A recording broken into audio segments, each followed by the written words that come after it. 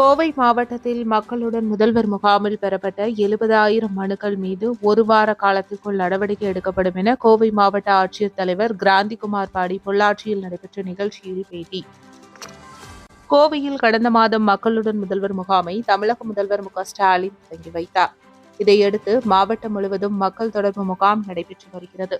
இதன் ஒரு பகுதியாக பொள்ளாச்சி அருகே உள்ள கரம்பாடி பிரிவு பகுதியில் தனியார் மண்டபத்தில் மக்கள் தொடர்பு முகாம் நடைபெற்றது.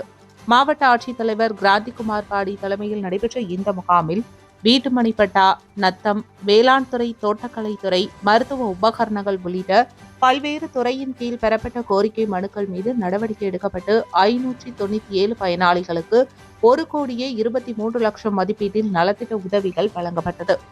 இதில் பொள்ளாச்சி பாராளுமன்ற உறுப்பினர் சண்முக சுந்தரம், சார் ஆட்சியர் கேத்ரின் சரண்யா உள்ளிட்ட அதிகாரிகள் கலந்து கொண்டனர். நிகழ்ச்சியின் நிறைவாக செய்தியாளர்களுக்கு மாவட்ட ஆட்சித்தலைவர் அளித்த பேட்டியின் போது, கடந்த மாதம் முதல்வரின் தலைமையில் நடைபெற்ற மக்கள் தொடர்பு முகாமில் 70,000க்கும் மேற்பட்ட மனுக்கள் பெறப்பட்டு 19,000 மனுக்கள் பரிசீலனை செய்யப்பட்டு இதில் 50% மனுக்கள் மீது தீர்வு காணப்பட்டுள்ளது.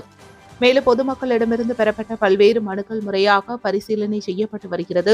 ஒரு வார காலத்திற்குள் அனைத்து மனுக்கள் மீதும் தீர்வு காண நடவடிக்கை எடுக்கப்படும் என்று உறுதியளித்து மாவட்ட ஆட்சித்தலைவர் மேலும் முதல்வரின் தனிப்பிரிவுக்கு சென்ற பொதுவான மனுக்கள் மீது 15 நாட்களுக்குள் தீர்வு காணப்படும் என்றும் தெரிவித்தார்.